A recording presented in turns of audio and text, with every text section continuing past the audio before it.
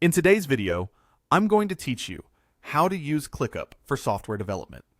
If you're building software with a team, having a clear, repeatable setup in ClickUp keeps everyone aligned, speeds up planning, and reduces busy work. By the end, you'll have an agile-ready space you can start using right away. First, head over to clickup.com and sign in. Before you do anything else, double-check that you're in the correct workspace for your team. This matters because templates and tasks live in the workspace you choose, and moving them later can create confusion. In the left sidebar, find the space you want to use for development. Hover over it and click the three dots to open its extra settings. From this menu, select Templates. Templates let you drop in battle-tested structures for tasks, statuses, and views without rebuilding everything from scratch. Next, click Browse Templates. This opens the template library where you can search and filter quickly. In the search bar, type software development or software dev. If you don't see much at first, use the template types filter to refine your results.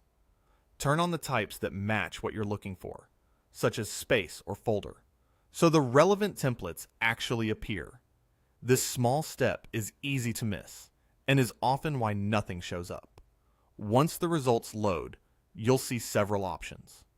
For agile teams, a kanban software development template is a great starting point because it supports sprint planning, backlog grooming, and in-progress tracking with clear columns. Select the kanban software development option to preview it, then click Use Template. Confirm any prompts to apply it to your chosen space. After a moment, you'll land inside your new software development setup. Most of these templates include a built-in guide. Take a minute to skim it so you understand the default views, statuses, and fields. From here, you can start customizing. Rename statuses to match your workflow, like backlog, in progress, in review, and done.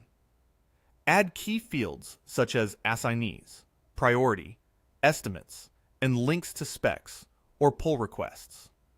A quick tip: keep the number of columns lean at first. It makes stand-ups faster and reduces context switching. You're now ready to add tasks to your backlog, plan sprints, and collaborate with your team. As you work, use comments, subtasks, and due dates to keep ownership clear, and switch to the board view to visualize flow and spot bottlenecks early. And that's how you can use ClickUp to streamline your software development workflow. If you found this helpful, consider hitting like and subscribe for more quick, practical tutorials. Thanks for watching, and I'll see you next time.